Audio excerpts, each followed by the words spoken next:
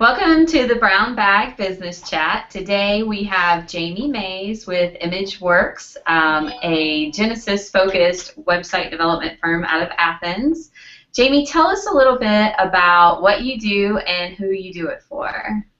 I mostly do branding, content creation, and web development with Genesis. And in the last year, most of my client focus has shifted to counselors, therapists, life coaches, what I call the helper set. It's been a really sort of natural referral-based niche that's been developing. So I spend most of my day fiddling with PHP and CSS. That's pretty much the core of it. So we brought Jami on today because Jami had a really interesting take on setting boundaries in our business, and it was something that I hadn't really even put a lot of thought into or set down any kind of strict, hard and fast rules for myself. So to kick things off here, why don't we start with talking about what are boundaries for your business and why do you need them? So I'm going to pull up Chris Lema and tell you a story. 6 months ago, my brother-in-law, who is in IT and owns his own IT company here in Athens, he came over. He was picking up or dropping off his kids. Our kids are the same age, and we just kind of started talking. It was a very sort of organic, natural thing, but he really challenged me on setting boundaries in my business. I was getting burned out. I was feeling frustrated. Our whole family was feeling stretched. I was really close to thinking about going and just getting a regular job because I was really tired of the hustle. And he asked me how many hours a week I worked. And I was like, I don't know. Like actually physically working, like billable hours? And he's like, no, like actual working. And I couldn't tell you. And my husband chimed in and shared that he felt like, when I had my laptop open in the evening, sometimes I'm farting around on Facebook, but, I'll get a client email and I'll go look at something, and he knows that I'm working, and I'm trying to be like, oh, no, I'm not working.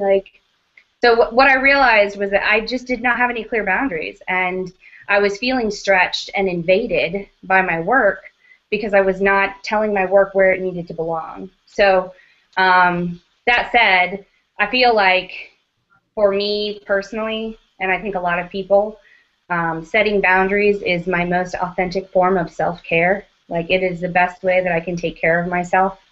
I think as entrepreneurs, if you ask anybody who's self-employed, like how they're doing, they'll probably tell you they're tired.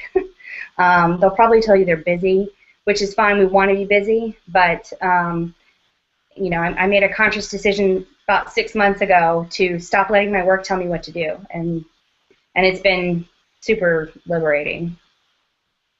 That's awesome. I love that you mentioned that when you ask an entrepreneur how things are going, they always say, oh, it's busy. It's great, it's busy. But you don't hear very many of us say, oh, I'm really happy right now. Or I feel like I'm really taking care of myself. Or we don't normally mention things that are going on with our families or our personal lives. It's always work is busy. Got a lot of work to do, and that's great. But underneath that is the stress and the overwhelm that comes with always being busy, always being on. That's such an awesome point. So keeping that in mind, how do we decide for ourselves, especially those of us who are very small businesses or even just a single person business, how do we decide what's fair and what's realistic? I think I used to use this analogy when I taught people how to use Facebook for their business. This was years ago. I would tell people that we need to respect our customers when we're posting things on Facebook, because we're in a computer. Our status updates are in a computer, but we're sitting in somebody's lap in their lounge chair in their living room, and so we need to treat that relationship with respect. And I think that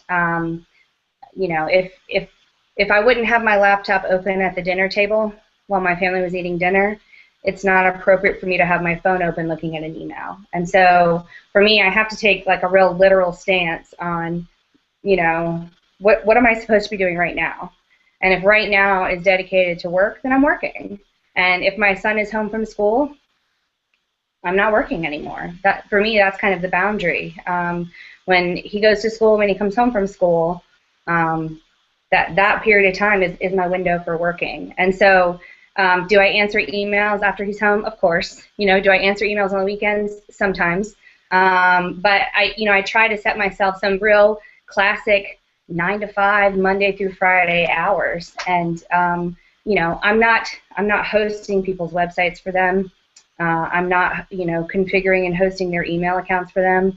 I'm designing their website. And if there's a problem with their website, it can wait until morning. Like, if it's an incredible emergency, somebody can call me. But otherwise, it can wait until morning. My life and my family is much more important than a widget that's out of line or a button that doesn't work. When we actually think of it in literal terms like that, it seems silly to think that, I'll tell my husband, well, it's just this one thing I need to fix, and he's like, wide-eyed, like, that's more important than whatever, So you kind of have to let yourself get clocked in the head with the literal interpretation of what you're doing. Right. So an important part of setting those boundaries is not just the times, but the type of work that fits with your life goals and your business goals as well. So, for example, you mentioned the hosting situation, which is a great example there. The work that you're doing is very different than someone who's hosting, an e-commerce site that generates revenue 24/7 for a client. So it seems like part of setting the boundaries is saying, this is the kind of work that works for my lifestyle, for my goals, for what I want to do with my business, and this is the kind of work that doesn't. And then really deciding on a case-by-case basis which projects you're going to take on, which clients you're going to work with, and what fits that model or those boundaries that you've set for yourself and what doesn't. Yeah, I think if we really boil it down, you have to know who your target market is. I hate that sort of language because it feels so like, know your target market, but like, really, who do you want to work with? Like, I want to work with people who are probably creative but don't have creative careers. Like, that's just generally what I want. And you don't really find out what you want until you work with someone you don't want. And we've all had a client that we may have cherished and loved as a person, but was not a fun working relationship. And just like in a relationship with a person, after the relationship is over, you have to reflect. Like, at what point did I realize this wasn't good for me? And then we have to look for those red flags when we're talking with new clients. I think sometimes we can get motivated by money, like, ooh, here's a big project, here's a big client, or crap, Christmas is coming, I need to take on some more work. And we end up working with people that are not our people. It leaves us drained and exhausted, and we don't have fun with it. We may not be the best fit for those clients, but I think one of the first ways that you can sort of filter out people that are not your clients, this is really like your first boundary, I think, is in the copy on your website. This is the place where I think a lot of people fall short is, they have an about page, they have a services page, and that's it. And like, customers come to me. But what you really have to do on a services page is outline what you do and what you do not do, and outline who you're looking for, like who your client is. My website works for me in that sense that it filters out the people that I don't think I want to work with. Working with me, you're going to get a heavy dose of sarcasm, a heavy dose of profanity, real talk, humor. Like, that's just kind of how I am, and my website, I feel like, reflects that. I think my clients take me seriously, but they don't take me too seriously because I don't want them to. So, your copy really is your first filter in setting some of those boundaries. And that's such a great point. I think a lot of people, we see this a lot with our clients where, well, who's your target market? Who are you working with? What type of client or what type of consumer are you targeting? And it's everyone. Oh, everyone 18 to 84, male, female, it doesn't matter. Anybody. No. That is step number one in creating overwhelm and really unhappy clients by trying to target everyone. So I love the idea of using your website copy or even just the way that you're asking for referrals, the way you're introducing yourself to new businesses to really target in and say, no, this is what we do and who we do it for, and because we focus just on those things, we do it better than anyone else does. Yeah. Well, and also what you're doing when you're specializing like that and when you're really being specific with people about who you're looking for is, I try not to look at it as me telling someone no. I just tell them it's not me, and I'm not turning them away. I'm just letting them know, no, thank you. Like Right. it's not a personal thing. It's never like I don't want your work. I mean, I would love your money. If you want to give me your money, that's fine. But ultimately, I can look at this. I mean, I got a query this week for a huge website, 1,000 products on a e-commerce software I've never heard of, wanting to move to another e-commerce software that I don't use. And I was like, this isn't me. I just replied, like, this isn't me. I can put you in touch with some other people, but this isn't me. And by like pushing that kind of work out of the way, it gives me room and space to have the ability to take on the clients that I want to work with. If I've got 6 clients that I'm working with right now, and 2 of them are exhausting, and and 2 of them are people I really want to work with, all of them are going to suffer because I'm not working with people that I actually want to work with, people that mesh with me, people that match me. Right. So I know you also have some systems that you've put in place that help you sort of automate this process of maintaining your boundaries. What are some of those things that you use to enforce your own rules or keep those boundaries and keep yourself from, because we're all pulled to do it, and it's so hard sometimes to follow our own rules or stay within those boundaries. And, oh, like you said, just this one tweak that I need to do, or it's Saturday morning, nobody's up yet, let me just go ahead and start working. And even though now the kids are coming out and they're on the couch watching TV, 2 hours of work have somehow slipped into my day. Mm-hmm. How do you use systems or automation, things that are sort of no-brainers for you to keep yourself inside of those boundaries? I took my email off my phone. It was like really scary when I did it, and I was kind of an impulsive decision because I would get emails like in the carpool line or at a red light, and I would look at them and then I would mark them as unread with the intention of going back to my email later and reading them. But it was just sort of like sweeping it under a rug of overwhelm, and I would later circle back to my email and be like, whoa, I have so many emails to reply to.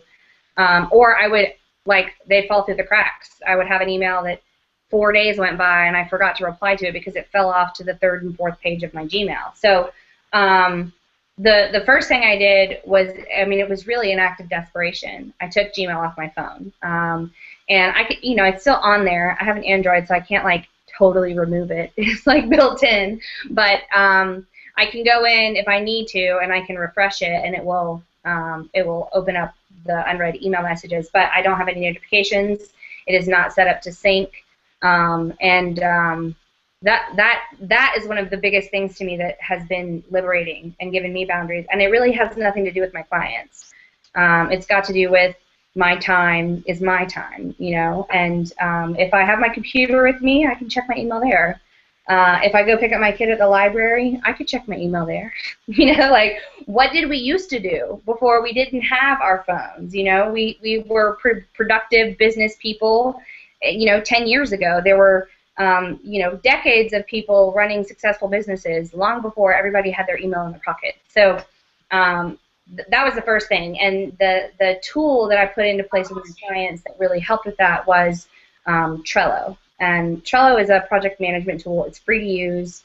It's also really easy for my clients to use. I've tried probably a half a dozen different project management tools, and they either are way over the top, really robust, built for teams, or they are like way too simple and they don't give me all the features that I need. But Trello is great. It's you can imagine it kind of like a bulletin board, and you have different sections of a bulletin board, and you put different Post-it notes on the board, and that's it. When you finish something, you file it away. You can tag people in it. There's labels. You can put due dates on things. Like, there's all these cool features on it, but what I told my clients when I found Trello and I realized that it worked for me was, this is how you contact me. It wasn't, if you can understand it, it'd be great if you could mention it on Trello instead of emailing me. It was, you are now my client, so don't email me anymore. Because if you email me, it will get lost in the shuffle. My email is for new clients, newsletters, sharing of files if they're too big to go on Trello. I mean, really, my email is like an inbox on my desk, which is what your email is supposed to be. You know, it's not supposed to be a project management tool. It's impossible to keep things straight in Gmail. So with Trello, every single one of my clients gets a Trello. And I would say of the clients that in the last 6 months that have been using Trello with me on our project, there's probably at least 6 or 8 of them that have gone on to create their own Trello boards for all kinds, you know, with their husbands and their business partners and their employees, and it's turned into a great support tool. But I have Trello on my phone, and I get Trello notifications when they come through, and I can choose to reply or not reply. But it's not in my inbox. It's not like a chronological view of things that have happened. It's a topic view of things that we're working on. So Trello really has been like my grand liberator. And if a client emails me and it's not in Trello, I try to respond pretty quickly. And if it's the first time, I remind them about their Trello board and just kind of gently nudge them and remind them about their Trello board. But it's been so great to have a place that's not my inbox where I can manage my clients' stuff. You know, I have Trello boards for login information for different versions of my clients' logos, for stuff that we're working on now. Most of my client boards have a Jami do this and a client do this board. And they'll add things to one board and I'll add things to another board. So it's proven to be a really great tool. I've only probably had maybe 2 clients who couldn't get it. They were just older clients who didn't really understand the computer in general. But Trello is my #1 boundaries tool because my inbox is not the place to carry on conversations. Like, it all happens. If it's related to a project, it has to happen in Trello. I love that. That's awesome. And so the 2 clients who didn't get it, couldn't use Trello, does that kind of go back to your boundaries list of, I'm only going to work with clients who are tech savvy enough to understand this and work in this way, so that I don't continue to get pulled down this path of, well, I'll use email with you because you're special and you need that help, and then another one comes along, oh, okay, well, I'll make a special exception for you as well. Does that help you build your boundaries in another way? Probably subconsciously, yeah. I mean, I think if somebody comes to me and they want to work together, and I'm like, okay, well, we're going to set up Trello, and this is how I've managed projects, and if they immediately balk at it, it's probably a good indicator for me that, you know, maybe my, like, spidey senses are tingling. Like, you know, I don't know that I'm super aware of it necessarily, but I would say it has been enough. You know, the last 2 months, I haven't had any of my clients balk at it. All of my clients have been like, ooh. I think everybody is looking for something to help them get their crap organized. Yeah. And so it's almost like my gift to them when we start working together. And then you also use a tool for scheduling meetings, right? So tell us about how you handle client phone or FaceTime, and keeping that in a structured way that doesn't get overwhelming for you. So I've used, again, maybe 6 to 8 different scheduling tools. I paid for premium versions of all these different, I'm not going to name them off because that's not what we're here to do, but the one that I'm using right now is called Calendly, and it's developed by a University of Georgia graduate. So because I'm in Athens, Georgia, I found out about it locally, and I signed up for it while it was in beta and was immediately in love with the simplicity of the design. There's not, you know, a whole lot of crazy stuff happening. It's mobile responsive, so there's no need for a separate app. And basically what you do with Calendly is you create event types, and then you can control each event type separately from one another. So I have 3 different event types that I use with my clients. Schedule a new, like an appointment to talk about a new project, what I call a grind session, which is when we talk about an existing project, and a training session. And the training session, it's pretty clear when you look at it that these are sessions you pay for. So when somebody schedules those appointments, it's already specifying some boundaries. Like, you can't schedule an hour with me to teach you how to do something unless you pay for it. So, and that's another thing. One of those features Calendly is working on is integrating Stripe payments with it, which I think once that happens, it's going to be like, amazing. But one of the things that I really love about Calendly is I can tell it, like for new client appointments, for example, I can really only do one of those a day, because when I meet with a new client and I start talking with them about their project, you know, I am very right and left brained, and so I immediately start talking about the problem solving and about the creative stuff. And if I do two of those in a day, the 2 client projects will start to kind of, in my head, blend and mix up. So I have it set where I can only have one of those a day. So if you schedule a new client session with me on Tuesday, nobody else can schedule on Tuesday. The next available appointment is on Wednesday for that kind of event. And so that alone has given me a whole lot of freedom, because it without me doing anything, it pushes my appointments further out. And for me, it's not, you know, I don't want somebody to feel like when they go to my scheduler, you know, you can't schedule for 2 weeks because I'm so desirable and so busy. If we spend all of our time scheduling and talking to people, we don't do any work. So we've got to have some time in our day to do some work. One of the things that I set up in Calendly was that you can't schedule an appointment within 72 hours. So you can't schedule a new client appointment and talk to me today or tomorrow or the next day. You know, we're gonna push it out, because I want to give you an opportunity to get your stuff in order, to think about what you're going to talk to me about, and I want to give myself time to research you and look you up and run you through my Google foo and determine if I do want to work with you before I even talk to you sometimes. So Calendly is awesome, and I think they just moved out of beta like a month ago. It's like $10 a month, so it's like well within the budget to pay my digital assistant to schedule my appointments for me. So yeah, that's great. We did get a question. The name of that tool is Calendly, Calendly, correct? Mm-hmm. Perfect. Yep. And I'm sure after this chat, Jamie can send out a link to that with the hashtag VBBchat, which is what we use to keep track of questions and comments on this Hangout. So when we talked a little bit about how you set expectations with your clients, let them know we're going to communicate through Trello. If you need time with me, this is how you book it. Are there any other ways that you're communicating your boundaries to your clients? For example, I know our friend Matt Cromwell, he uses his email signature. If you send him an email, you get back, these are my working hours, this is when you can expect to hear back from me. Basically saying, if you're emailing me at 3 o'clock on Saturday morning, too bad. I'll talk to you on Monday if I have time. If not, maybe Tuesday. Mm-hmm. So how do you handle that outside of Trello and Calendly? Are there any other tools that you use, or just on your onboarding calls, the ways that you're setting those expectations? I think one of my sort of tenets of myself is authenticity. I am what I am wherever I am. If you meet me at a local event, I'm pretty much going to be the same person.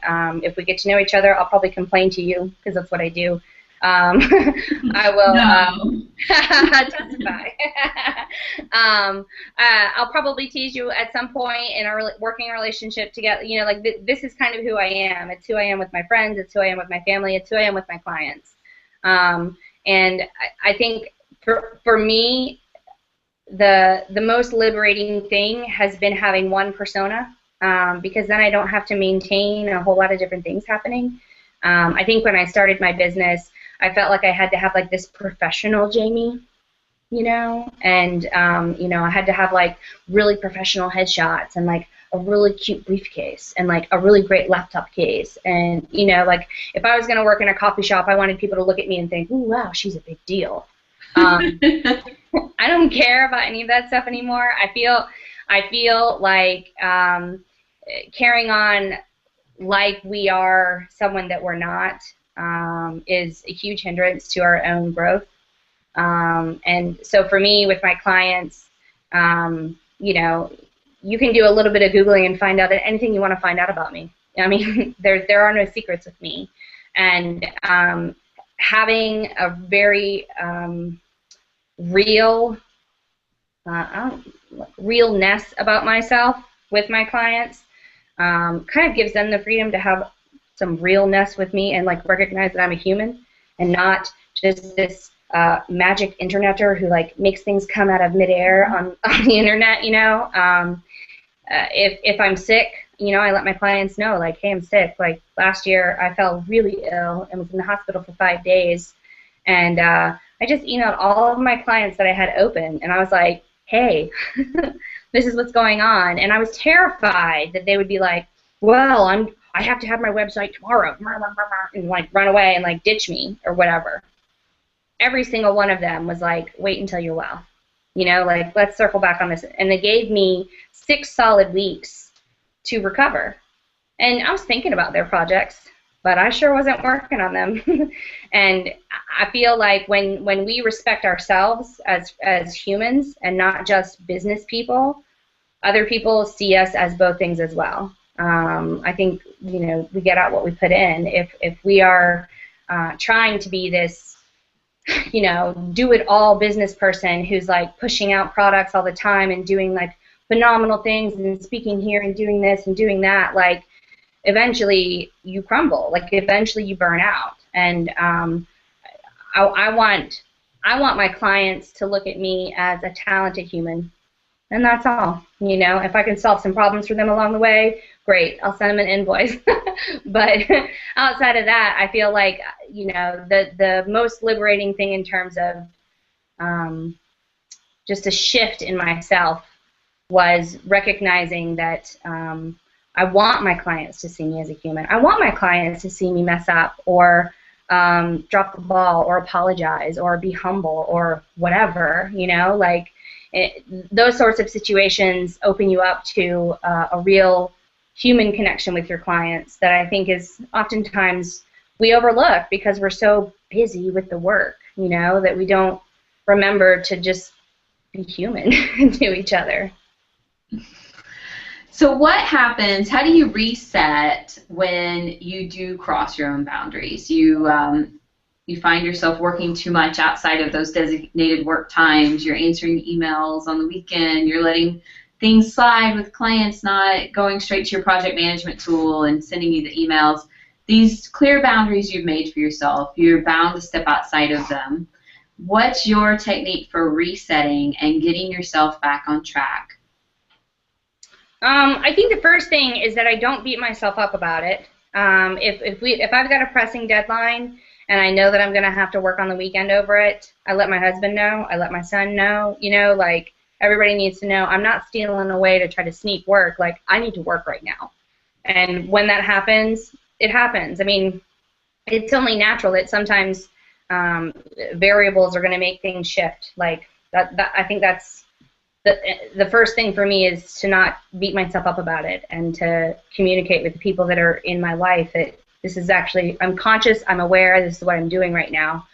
But I think when we start to slip, for me, I recognize it in my level of overwhelm. When I start to put my head on my pillow at night and I'm like, my mind is racing, I take a day off. And it seems counterproductive when you're feeling completely overwhelmed and swamped with work to like not work for a day. But I think sometimes you need the clarity of being unplugged to sort of recalibrate yourself. Like for example, I have just now recently started taking Thursdays off from my computer. I still do a little doodling and work and research and reading and things like that that are related to my industry, but I generally don't open my computer because I go to therapy, and I do better at therapy on Thursdays if I give myself some space to like be and think and clear my head, and it's been great. So I'm working 4 days a week instead of 5 days a week. Do I feel more overwhelmed? Nope. It's better, you know, like it's actually better. So you know, I don't think the answer ever is when you're feeling like your boundaries are getting fuzzy to like beat yourself up about it. But I just think for me, it's learning how to be more present and more aware of what's happening with me. You know, is my neck sore? You know, like does my butt hurt from sitting too long? Like, when's the last time I got some sun? You know, like just being, I think for me, it all boils down to that self-care and being more aware of how I'm doing and using that as a tool to kind of figure out where I'm at on the spectrum. That's really great. Well, I see that we're running right up against our 30-minute time here. So I do want to thank you for coming and joining us today. I think that this was some amazing information. I can't wait to go back into my own business and see what I can do to kind of whittle down the extra time that I'm spending on things that really should fall outside of my own personal boundaries. Is there anything you want to add in closing about how this has had an effect on your business since you decided to make these clear boundaries? I'm making more money. I'm working less and making more money, which seems completely counterintuitive. Like doesn't seem like it would make sense, but I think for me, what it's done is it's given me more space to be a little bit more conscious and aware of the people that I'm interviewing for potential projects. And when I'm sitting down with them, I'm actually deciding what I want to do with the project, and do I want to work on the project. And it has created this sort of natural ripple effect in my referrals because I'm working with less people, so I'm not taking on as many clients. The referrals are still the same, and people are like, "Oh, I want to work with Jami." Like, I mean, it feels like cocky to say that, but that's been the last 3 months. That's really been my life. Is I have done work for people that I only the people I want to work for. You know, it's opened up opportunities for ongoing consulting work with clients that I really treasure, like that I really like working with, that I would probably work for free for, but I shouldn't. Don't say that. Don't say that. They might be listening. They probably are, but you know, the people that value me, you know, are the ones that are sticking around. When you put your foot down and you set some real boundaries for yourself, all the other stuff shakes away, and the people that are left are people that really value you. And so it's for me, it's been less overwhelm, less hours, more money, more happiness, more family time. I should do more exercising. Maybe that's the next thing. Awesome. Well, I'm so happy to hear that this is having such a positive effect in your business, in your personal life. You know, it's a great thing for your family, and I think that's something that we can all relate to on so many levels. Before we wrap up here, are there any upcoming events, special things going on in your area or just in your niche that you want to let people know about? The place where I co-work in Athens is called the Quadco. It's 304 Athens.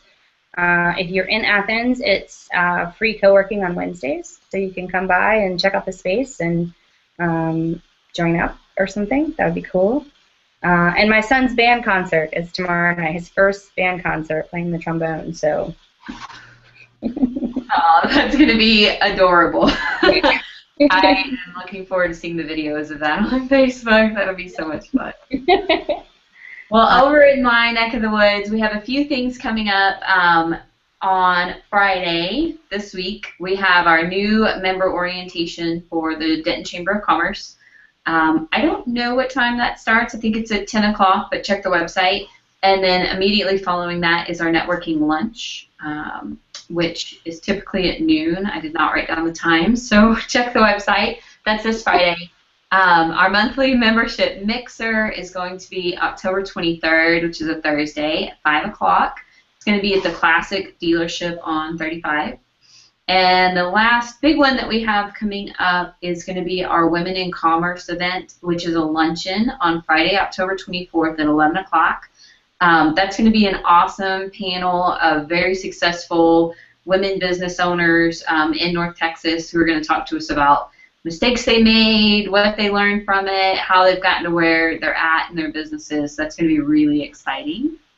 And then, of course, next week on Wednesday at noon Central, we have our next Brown Bag Business Chat. This one's going to feature Carrie Dills, our own lovely local. Yeah. Carrie's going to be talking about how to plan a word camp or really any large niche event for the first time. We just wrapped up Word Camp DFW this weekend, so it'll be really exciting to hear her talk about what they did for planning. There wasn't a word camp here for I think like 8 years or something like that, so they had to really start from scratch to bring that event back to town. So if you're looking at planning a word camp in your area or planning any kind of large niche event, this is going to be one that you don't want to miss because Carrie pulled it off perfectly.